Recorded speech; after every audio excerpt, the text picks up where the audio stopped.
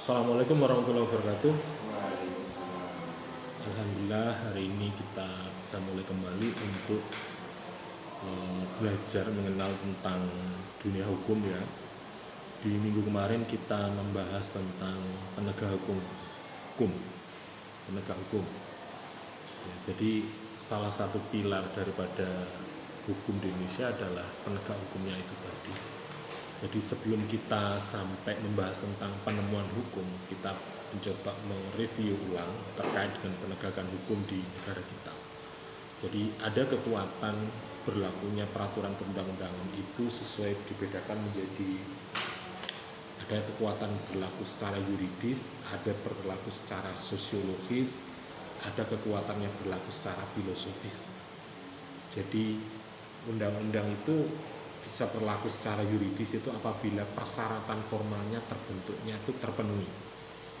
Artinya ketika adik-adik mendapatkan kekuatan berlakunya hukum itu ada dasar hukumnya, ada pijakannya, ada nomenklaturnya. Sesuai dengan hierarki peraturan undang-undangan tentunya di undang-undang di konstitusi kita diamanahkan apa. Kalau kita bicara tentang pendidikan, berarti pasal berapa di dalam undang-undang dasar kita yang mengatur tentang pendidikan. Kemudian kita berbicara tentang teknis, maka harus ada undang-undang tentang pendidikan. Pendidikan formal atau pendidikan tinggi. Itu berarti secara hukum, secara formalnya ada pijakannya. Itu namanya ada kekuatan secara yuridis. Maka penegakannya harus berdasarkan hukum yang ada. Kemudian kalau kekuatan hukum itu berlaku secara sosiologis, ini apabila mempunyai efektivitas dalam kehidupan masyarakat.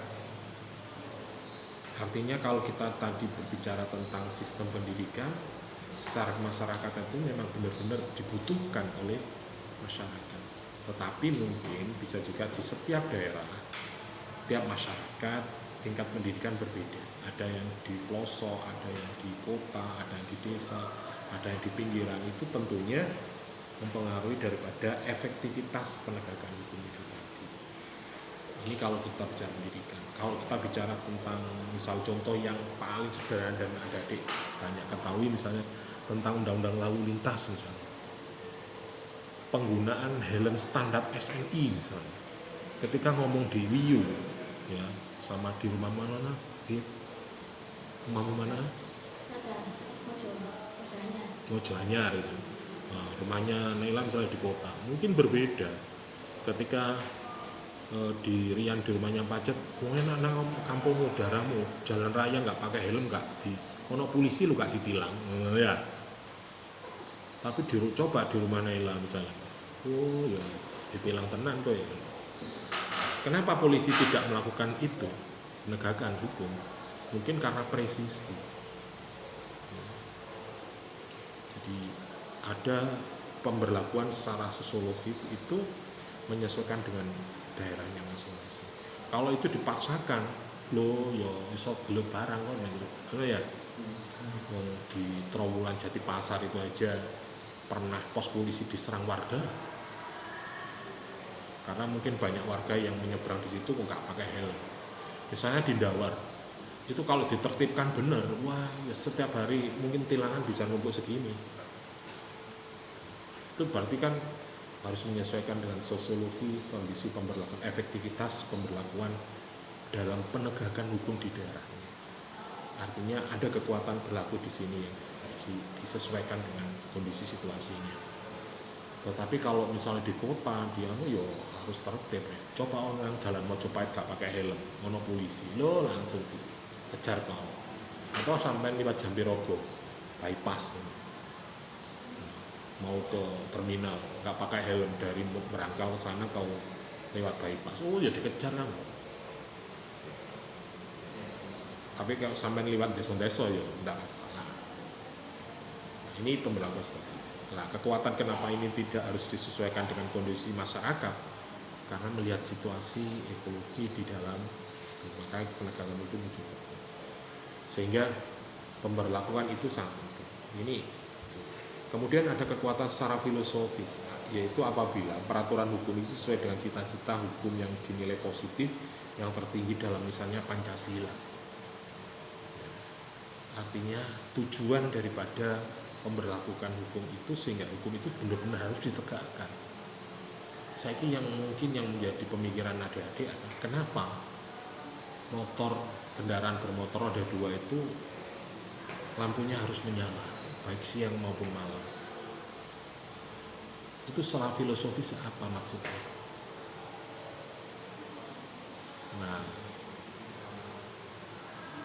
tuh. Ini yang contoh sederhana yang barangkali di dalam penerapan pelaksanaan navigasi itu bisa menjadi persoalan. Katanya lampu tuh menerangi lah, kalau siang wis padang kok lampu Pak diterangi. Biar tanda ada nyala jelas Pak nek mlaku yo mesti urip mesine. Itu nggak tahu risetnya dulu seperti apa, ketika peraturan itu ada seperti apa.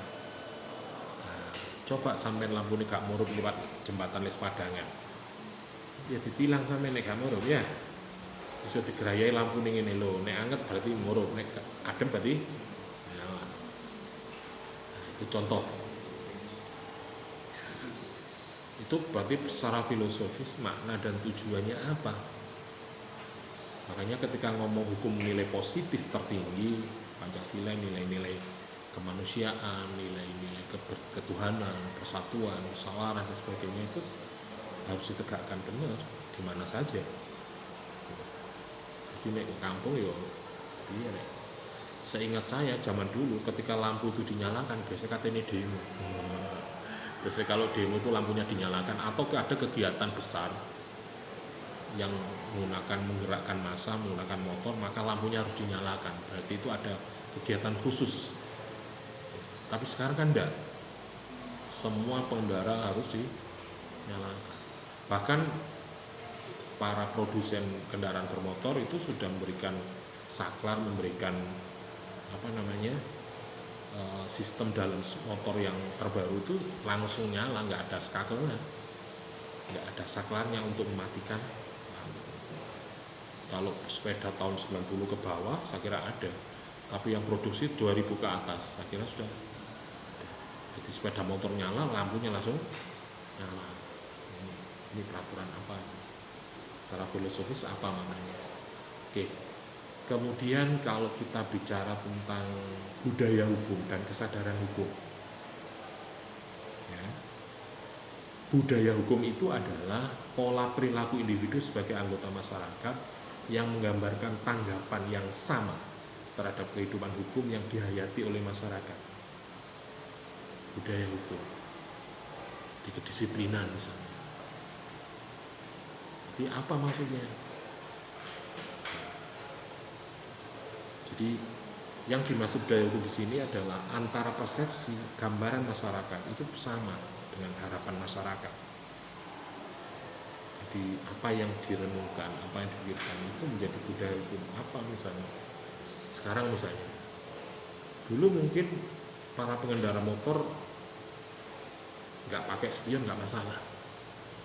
Tapi karena ada pemberlakukan harus motor dilengkapi dengan kelengkapan spion, maka saiki arek nom rian aja motornya spionnya dipasang loro rek. Nek zamanku biyen SMA wis kakek spion cowilik. Wis ditekuk bisa lho ya. Masalah. Saiki kawan ya coba pasang ngono. Ditilang men.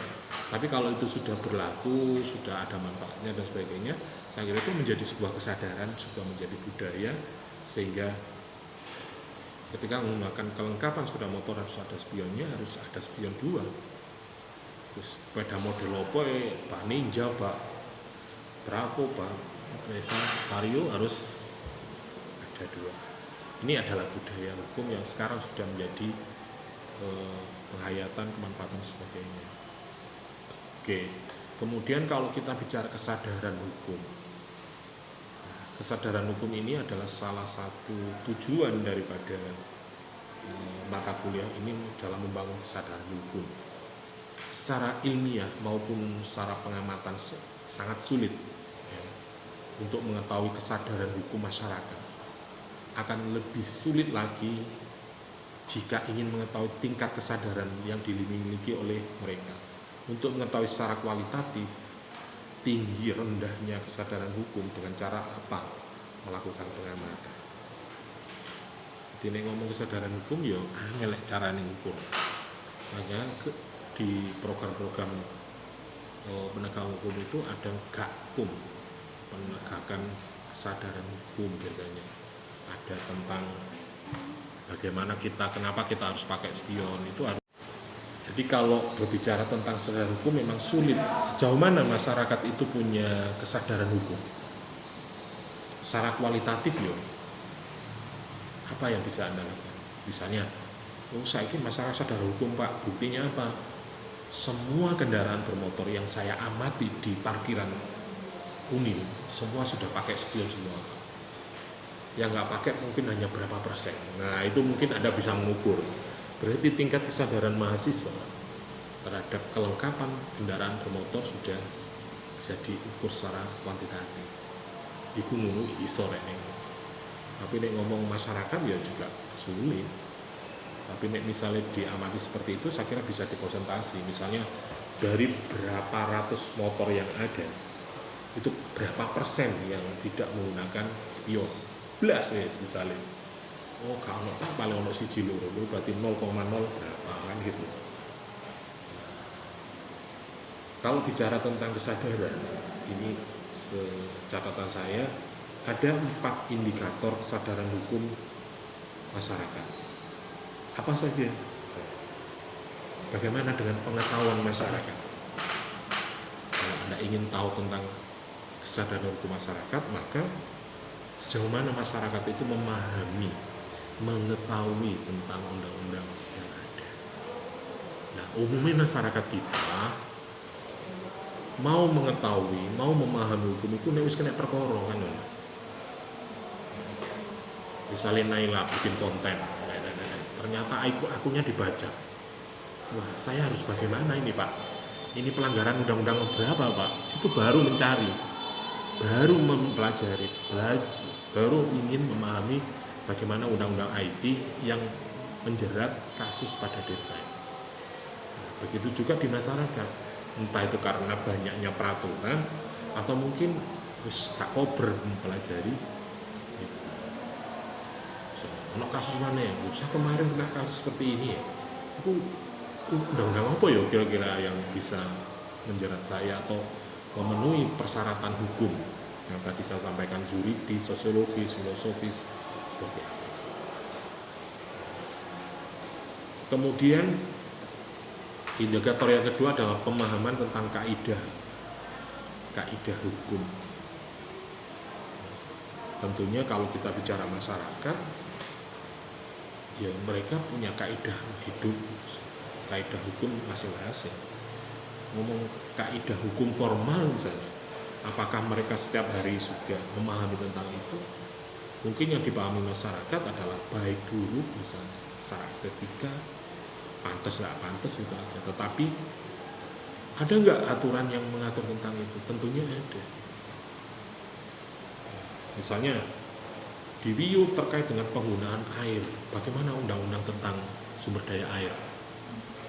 Wah, browsing undang-undang tentang sumber daya air seperti apa? Mata air itu seperti ini, air yang bisa dimanfaatkan seperti ini, seperti ini. Oh, berarti masyarakat ini melanggar hukum. Wah, itu baru tahu. Ternyata di undang-undang sumber daya air dan mineral ada undang-undang yang mengatur tentang itu, bahwa masyarakat tidak diperkenankan misalnya menggunakan atau menjual air misalnya. Wiyu kok dodol banyu apa jenenge tangki-tangkian. Wah, piye ngono. Kok dodol banyu sih? Bagaimana menurut hukum agama, kaidah agama? Air kene Gusti Allah gitu. Ya ndak boleh. Haram itu. Jadi kalau Pak, saya tadi beli Pak air minum. Anda tidak beli air, tapi Anda memberikan jasa orang yang menyediakan air di dalam, malah disediakan kulkas Pak. Wah, itu yang saya beli, itu yang saya bayar. Airnya enggak beli. Tuh. Kemudian indikator yang ketiga adalah sikap terhadap norma-norma. Ya. Jadi bagaimana sikap masyarakat terhadap norma-norma hukum yang ada. Ada yang apatis, ada yang nggak mau tahu, ada yang hukum itu ada yang dia memang saya katakan dia mau mengetahui kalau nek wis kena perkara ngono lho. Nek wis liyane ya dia bercita-cita pokoknya urip itu sudah sampai berurusan dengan hukum. Jangan sampai berurusan dengan polisi, dengan penegak hukum. Urip lurus-lurus saya lah. Jangan sampai melanggar hukum. Intinya seperti itu. Itu mungkin barangkali yang disampaikan orang tua kepada kita ketika keluar dari rumah. Jaga etika, jaga moral, jaga sikap. Biar Anda hanya apa ketika Anda baik sama orang, ketika Anda baik sama siapapun, insya Allah kebaikan akan hadir dalam kehidupan Anda. Itu mungkin yang disampaikan para orang tua kita. Maka inilah yang sikap norma-norma itu seperti apa. Kemudian ada perilaku hukum. Sebagian orang yang ada yang uripe gak pawur nah wis ya. Bapak bejane lah. Nek hukumnya tak lakoni ya mungkin bisa juga terpaksa melakukan itu. Sehingga perilaku hukumnya tidak jelas. Itu mungkin indikator yang jika kita ingin mengetahui tentang sejauh mana kesadaran masyarakat itu. Mungkin kalau Anda mengamati di lingkungan Anda, di kampung Anda lihat sejauh mana sih orang memahami kalau di lingkungan ada nggak peraturan desa yang mengatur tentang lingkungan Anda? Apapun. Misalnya penggunaan sound system, misalnya. Naila hobi musik gitu kan, punya sound system di rumah. Setiap pagi disetel giat lah ya. Ada nggak peraturan yang di desa kalian atau di kampung kalian penggunaan itu? Kalau nggak ada, berarti kaidahnya tidak tertulis. Hukum etika, hukum kesopanan ya. Tapi ada nggak hukum formal di situ? Sehingga ketika ada orang yang protes, nih, mohon maaf ya, ibu saya ini lagi sakit. Nah, lebih harus dikeraskan atau untuk sementara waktu mohon izin untuk tidak. Ini hak saya, wah ngotot ya. Akhirnya rame kodang lurah. Nah, sekarang yang menjadi pertanyaan adalah apa sih yang menjadi motivasi Anda atau masyarakat itu mematuhi hukum? Ada nggak? Apa? Kenapa Anda bisa tanya misalnya, kenapa Rian ketika berangkat kuliah tadi pakai helm? Kenapa? Ya supaya aman. Oke. Nah, artinya takut kena tilang ya? Udah tilang bayar Pak. Mungkin ada yang lain. Kenapa Anda itu harus taat pada hukum, taat pada aturan? Ini pertanyaan masing-masing. Setiap individu saya kira punya prinsip hidup masing-masing. Setiap lingkungan masyarakat saya kira juga punya pemikiran tentang kenapa saya harus taat pada hukum. Mengapa kodai penegak hukum ya semua ya selapus itu sekali ya wes ben. Di motivasi orang itu kalau dari catatan saya, motivasi untuk mematuhi hukum itu pertama adalah dorongan yang bersifat psikologis, kejiwaan. Jadi ada sebuah keluarga yang memang sejak kecil itu wedenan. Hidupnya hati-hati betul, jangan sampai hidupnya itu melanggar aturan, kaidah. Jadi secara psikologis memang sudah terbentuk. Jadi ketika adik-adik ada sesuatu yang menurut Anda tidak baik, Anda langsung bergerak. Nggak sopan sama ini. Nggak sopan Bang. Wah, jangan gitu nggak sopan. Nah, ada misalnya ada dosennya, ada orang tua atau apa yang mungkin barangkali ada sikap yang tidak baik, mungkin Anda langsung menyatakan itu nggak sopan itu. Nah, atau mungkin saking takutnya, kuliahnya jam berapa? jam 10 Pak, jam setengah 10 sudah ada di dalam kelas tuh. Kemudian ketemu dosen itu kan. Yang kedua, ada dorongan untuk memelihara nilai-nilai moral yang luhur di dalam masyarakat. Jadi memang ada tata nilai menjaga kehormatan. Misalnya keluarga Anda keluarga yang terhormat. Seorang pendidik, gak mungkin lah ngerti pendidikannya tinggi kok gak ngerti aturan kan, gak punya etika misalnya. Mungkin dia punya dorongan itu, sehingga orang itu sangat menjaga image di dalam masyarakat. Jika hidupnya sangat hati-hati betul, sangat menaati aturan yang ada. Berbicara saja, mungkin kita harus tahu berbicara dengan siapa. Berbicara dengan anak-anak kah? Dengan teman sebaya kah? Dengan orang yang lebih tua dari kita kah? Itu pasti ada tata nilai yang bisa kita jalankan, sehingga orang itu benar-benar sadar akan azas itu. Misalnya kalau kita bicara dengan anak kecil, bagaimana etika kita berbicara dengan anak kecil? Ya ojo bicara anak kecil ngene rek, ya gak dintel sampean. Bicara anak kecil ya kita harus sejajar. Mata kita harus sejajar dengan mereka. Coba sampaikan, coba sapa beliau. Saya kira dia akan menghormati Anda. Kalau Anda berbicara dengan teman sebaya, oh enggak apa-apa, kan sejajar. Lepuk dan jelas biasa. Tapi ini kalau dengan orang di atas ya kita harus seperti itu tata nilai. Itu baru etika hukum berbicara dengan sama. Jadi ada moral luhur masyarakat itu yang barangkali masih dipegang teguh. Jadi bagaimana kita bersikap, jadi menunjukkan integritas seseorang ketika kita berhadapan dengan siapa. Mungkin dengan Naila berhadapan dengan cowok, bagaimana sikapnya?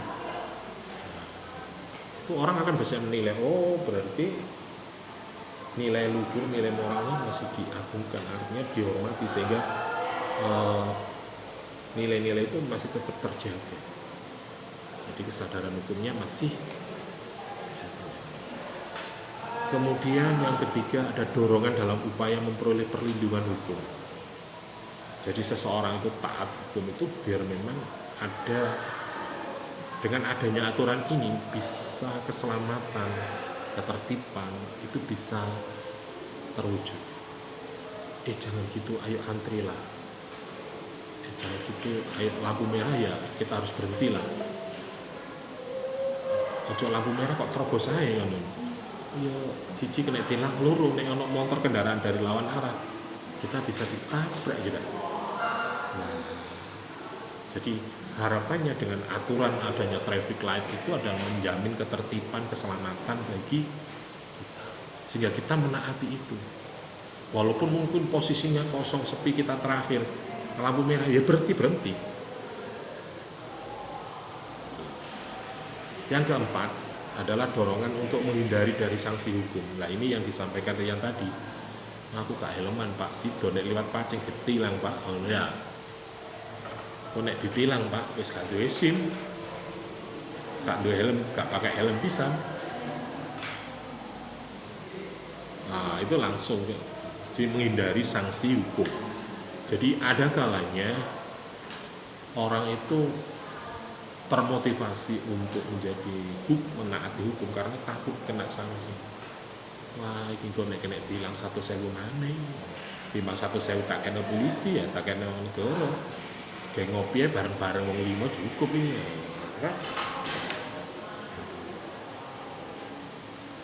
Oke, itu ya sih penegakan hukum. Nah, sekarang elemen penegakan hukum itu ada 3 hal. Pertama, aturan-aturan hukum, kenyataan sosial, ada pelaku penegak hukum. Ini adalah elemen-elemen penegakan hukum yang bagaimana hukum itu bisa berjalan dengan baik.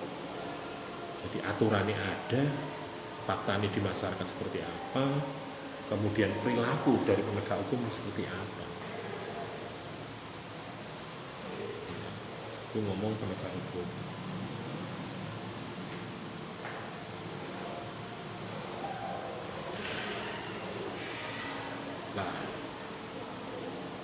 Hari ini kita mencoba membahas tentang penemuan hukum.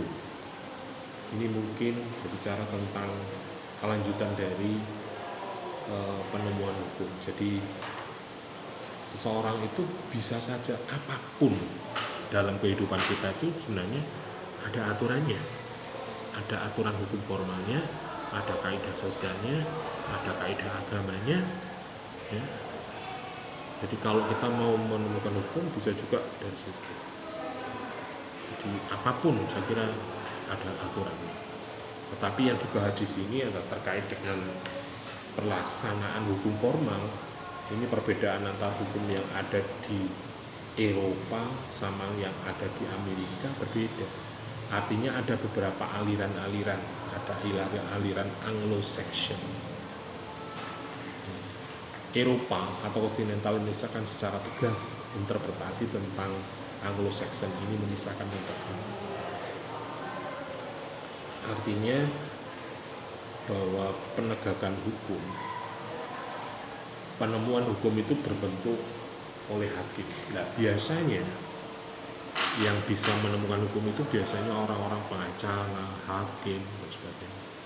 Jadi bisa, berarti ini pasal sekian, undang-undang ini, berarti bisa diproses, bisa dilaporkan ke polisi, bisa diajukan penegakan hukum.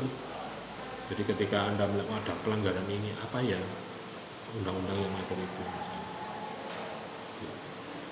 Penafsiran hukum, interpretasi itu berarti pemahaman kita secara otentik. Jadi bahasa hukum ini sebenarnya mengatur untuk apa, dan atau bisa juga secara teologi, secara terminologi, analogi. Makanya pengacara itu banyak berdebatnya di situ, memahami sebuah arti atau terminologi, interpretasi tentang pemahaman hukum. Ada pengisian kausan hukum atau rek vakum, antara lain dimulai dengan penafsiran hukum secara analogi. Saja ini kan gak apa-apa. Misalnya kadang lupa, saya ini kan sudah pakai penutup pelindung kepala. Pondok, saya pakai hijab ini. Nah, ini kan pelindung, Pak. Iya, itu pelindung. Tapi sampai naik kebentur benda keras, itu tembus, walaupun itu sudah melindungi. Ini mesti Pak.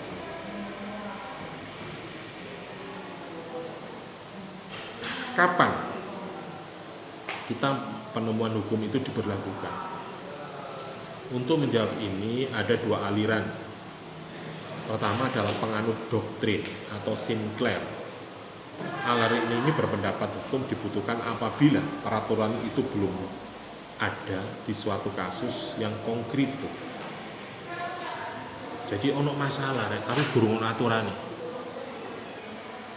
Sehingga orang itu mencari-cari hukumnya, salahnya. Kayak misalnya pilkada kemarin, ya apa ya caranya nyerang wong iku. Orang itu kan PNS, ASN. Dalam aturannya ASN kan tidak boleh ikut kampanye. Oke, wong iku elu kampanye. Berarti dia melanggar hukum, dilaporkan. Akhirnya mencari, akhirnya beradu argumentasi. Saya sudah mengajukan pensiun kok, ini loh bukti saya. Kalaupun belum disetujui, saya sudah mengundurkan diri, misalnya seperti itu. Tapi kalau undang-undang kampanye kemarin misalnya ASN tidak boleh ikut, tetapi ada fakta hukum yang lain, mungkin bisa juga kena.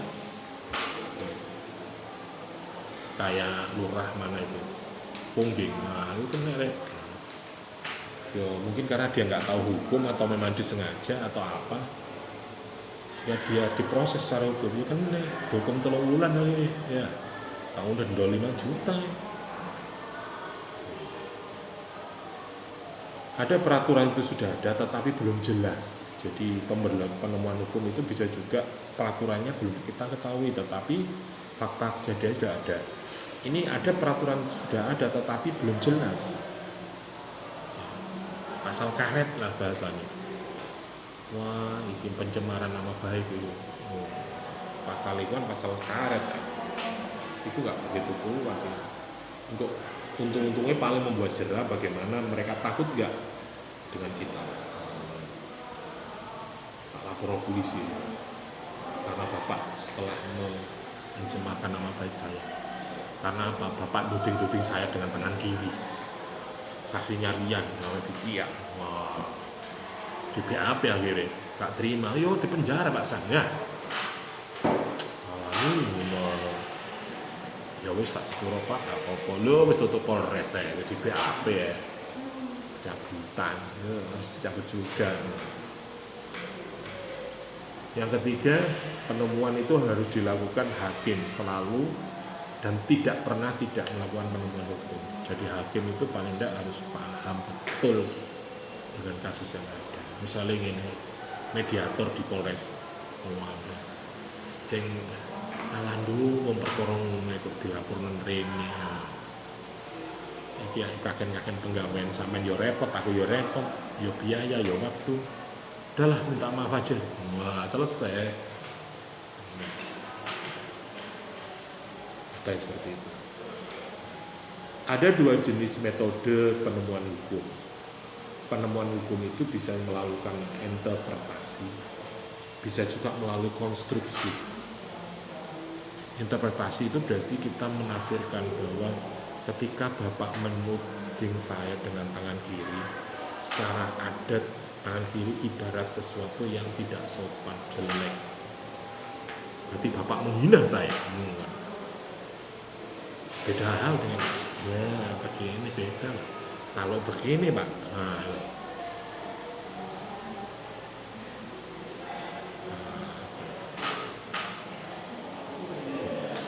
berarti ini kan interpretasi. Ada yang mengatakan ini biasa, tidak ada artinya. Tetapi interpretasi bisa juga. Sama halnya kalau sampean demo, ono benang pita merah di tangan kiri, kepalkan tangan kanan kita, tangan kiri kita. Itu menunjukkan semangat. Itu interpretasi. Ketika Anda menemukan interpretasi pemahaman bahwa itu dianggap tidak sopan, menyemaran nama baik kredibilitasnya. Ini nilai tak ada apa-apa. Coba misalnya ada Presiden Prabowo, atau Pak Polisi, mbak ngene Rian mbak mencicil mbak miso-miso. Wah.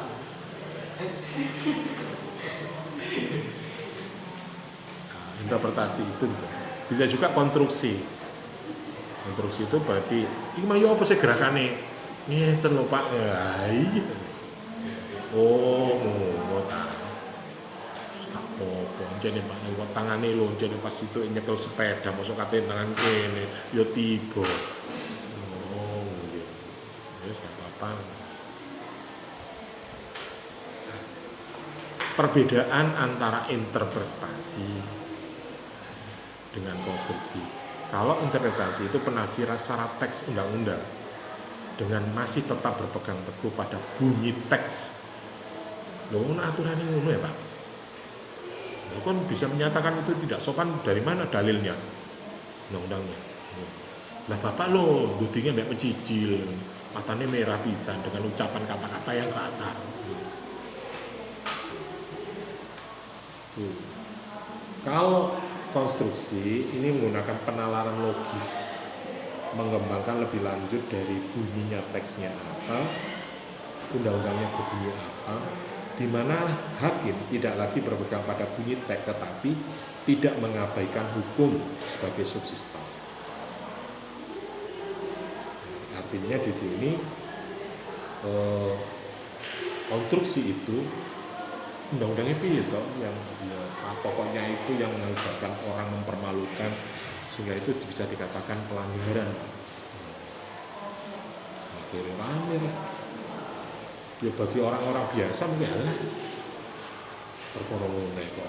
Tapi bagi orang-orang tertentu, misalnya sampean diskusi, ada rapat seminar besar, narasumber orang-orang top hebat, mau marah-marah Anda berdebat sampai mencicil tuh gini-gini. Kayak Rocky Gerung kasih kia, temen.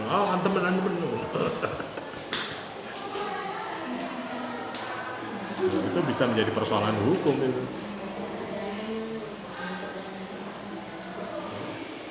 Jadi ngomong penafsiran hukum boleh saja itu diterapkan, tetapi ada orang yang baik, persoalan nggak substansial.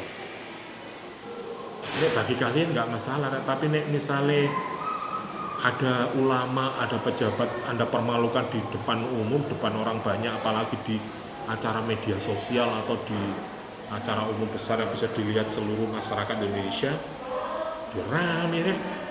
Delon es teh saiki ya apa pedagang es teh masalah.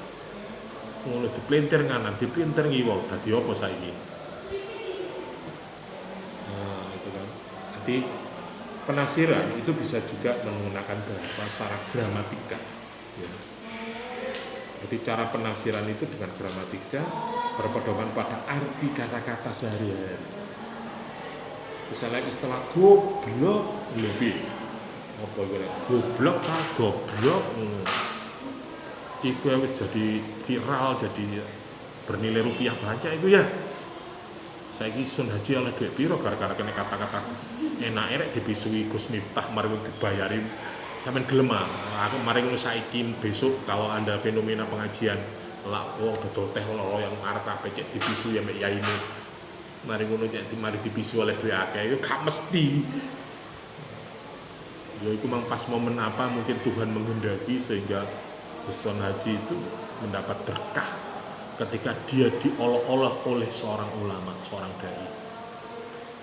Coba sing olok-olok riyan, ya tambah diantemi ngono ya.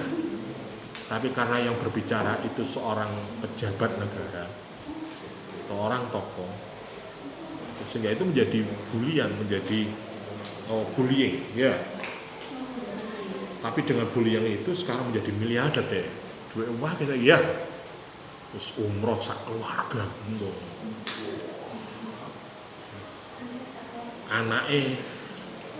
anaknya kuliah gratis sekolah ya. Toko-toko nyangoni, saya merasa ini Pak ini saya kasih hadiah, kalau saya ngetari 300 juta, ya 1 juta, nitip populer, nitip agun ini. Itu kan dari kata-kata, dari gasa goblok tadi berkah. Enak tiba-tiba goblok guru. Digoblok guru ning ya ini Mas. Yai wis bahasa men kula ikhlas sampeyan murid-murid bahasa men tapuki. Jane kula salah kula jane murid panjenengan. Bahkan ada seorang murid gurunya meludah, itu ludahnya langsung ditaman ya. Ya Allah, kalau saya ya Allah jijik saya. Tetapi ada berkahnya ternyata. Kalau saya nggak begini, guru ya tidak akan mungkin menghina saya dan mengingatkan saya. Gara-gara ludah yang ada itu. Kemudian kalau di Pondok Nyoso ada seorang ibu hamil, ya, ada seorang penceramah, dia sangat mengagumi penceramah itu. Akhir sisanya kopi ini kalau letak ya rek diulap-ulap menang ini perutnya. Kalau mugi-mugi putra kula yang kang lahir jenengan nanti ning saged kados Gus Idam. Wah. Itu sakjane kan opo ngono iku. Tetapi itu menjadi apa ya afirmasi. Dia sangat apa ya mengagumi bekasnya. Itu diusap nang kene rek. Nah, bekas minum. Ada yang bekas minumnya langsung di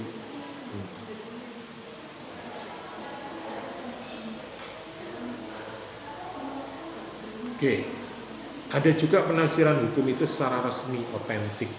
Jadi cara penafsiran hukum pasti terhadap kata-kata yang diberikan undang-undang seperti malam.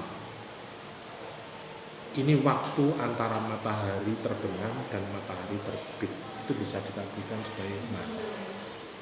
Terus nek awan peteng itu kok tidak bisa dikatakan malam. Nah, kalau persepsi hukum mengatakan bahwa malam itu adalah antara matahari terbit, tenggelam sampai terbit itu dikatakan malam. Dan siang pas mau mendung, mau weteng apa bisa dikatakan malam. Misalnya di isu matahari tidak terbit karena tertutup oleh mendung atau awan sehingga gelap, apa bisa dikatakan malam? Kalau kita bicara tentang terminologi bahasa, ya ada secara kamus besar seperti apa, atau bisa juga penafsiran secara umum masyarakat mengatakan apa. Yang dikatakan malam itu kalau kita bicara jam, antara jam 9 malam sampai jam 3 pagi, Pak. Nek wis jam 4 pagi berarti sudah menjelang fajar, menjelang pagi. Atau bisa juga setelah menginjak jam 12 malam sudah berganti hari menjadi pagi. Ada penafsiran sejarah atau historis. Jadi penemuan hukum itu bisa ditafsirkan dengan menyelidiki sejarah maksud perbuatan dari denda. Misalnya 25 sekarang harus ditafsirkan menjadi RP 25. Ini sebuah kenyataan. Jadi sejarahnya awalnya klausulnya, kronologinya seperti apa? Kok bisa mengatakan itu? Kok Anda bisa menyatakan bahwa itu tidak benar? Loh, sama gak ngerti sih Pak. Dia ngomong sayang loh, mencicil Pak. Lah itu kan berarti gak temenan Pak, ngonoan. Beda halnya kalau Anda mengucapkan sayang dengan ada nadanya, ada musiknya. Nah itu beda lah. Lah ngomong sayang, mau mencicil lah, nyawat lah, yo gak sayang itu jenenge Pak. Emosi Pak.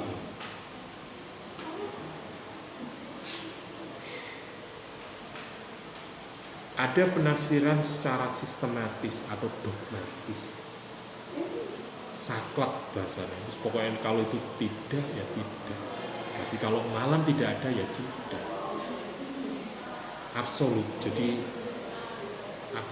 penafsiran ini secara dogmatis itu berarti sesuai dengan teks. Sepatok bangkrong bahasanya ya. Pokoknya saya mengatakan tidak ya tidak, sudah titik dulu. Jangan dikasih koma, jangan dikasih tanda tanya, jangan dikasih tanda seru. Pokoknya titik. Makan sudah titik. Jangan sebentar Pak, enggak bisa, pokoknya makan titik. Makan apa? Nasi, gak ngurus, pokoknya makan titik. Ada penafsiran secara nasional. Penafsiran ini memiliki sesuatu tindakan dengan sistem hukum yang berlaku seperti egendon. Ini adalah pasal tentang hak tanah UUPA terhadap hak milik. Egendon. Jadi bahasa itu sudah bahasa nasional. Istilahnya sudah istilah nasional. Jadi ada juga penafsiran itu secara teleologis atau secara zoologis. Cara penafsiran ini dan penafsiran tujuan yang dibuatkan undang-undang itu masih tetap sudah atau sudah berubah. Artinya ini dienggo sampai masyarakat. Masih ada tak di masyarakat? Masih ada enggak di masyarakat istilah ini? Istilah goblok ini digunakan di mana saja. Di Sunda ngerti enggak istilah goblok itu apa? Atau orang Madura, goblok kamu Madura. Ngerti enggak orang Madura? Atau orang Papua kok bisa jadi Papua goblok.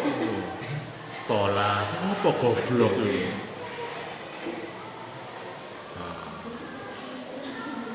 Artinya pemahaman itu secara sosiologi hanya sekelompok orang saja yang pada istilah gancuin. Lah wong Papua, wong Dayak kok gancuk. Ya toleh apa kartil. Ya nek wong Jawa Timur bisa juga marah. Orang luar tentu.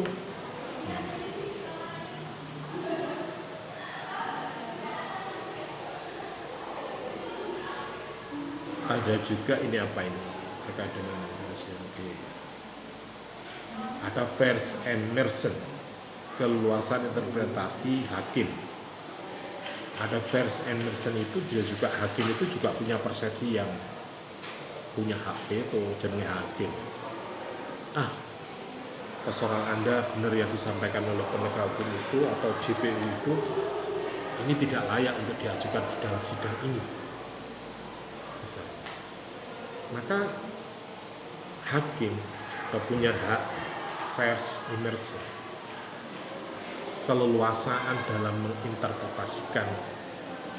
Artinya hakim itu punya kebebasan untuk menafsirkan, sehingga dia bisa memutuskan, oh perkara ini yang tuntutan denda 1 miliar sampean sih Pak dituntut saya ini kan juga dibesarkan dikecilkan itu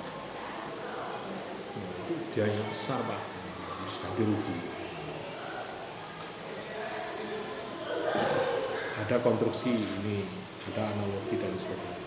Oke, sampai di sini bisa dipahami tentang penafsiran hukum, penemuan hukum. Cukup ya.